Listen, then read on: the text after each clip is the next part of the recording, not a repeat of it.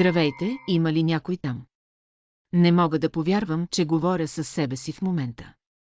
Този фар е толкова пуст. Тук съм вече 3 дни, само аз и виелицата.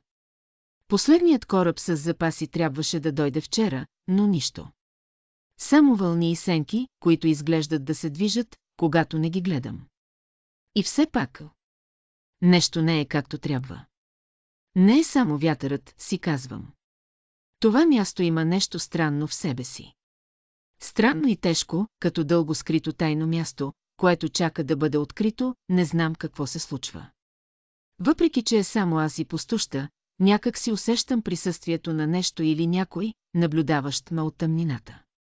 Чувствах, че нещо ме наблюдава, сякаш някой се намира точно зад мен, но когато се обърнах, нямаше никого. Реших да проверя радиото. Опитах няколко пъти, но получавам само статичен шум. Няма сигнали, няма новини, няма комуникация. Светът навън сякаш е спрял. Седя тук, наблюдавам безкрайния океан, но никой не идва, никой не отговаря. Нещо се движеше там, далеч, но не беше просто кораб.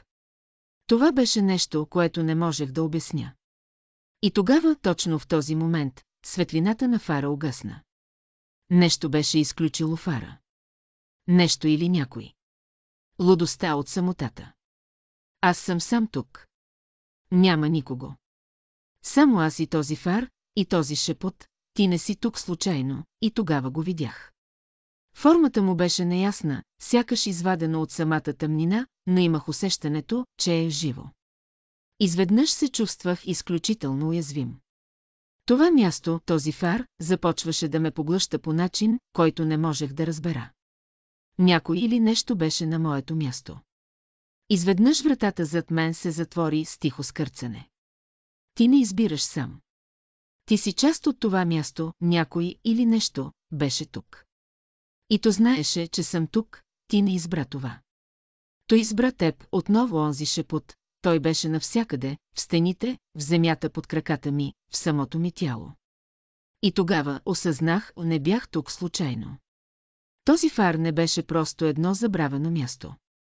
Това беше място, което не просто наблюдаваше, а те държи вътре, като част от своята тъмна същност.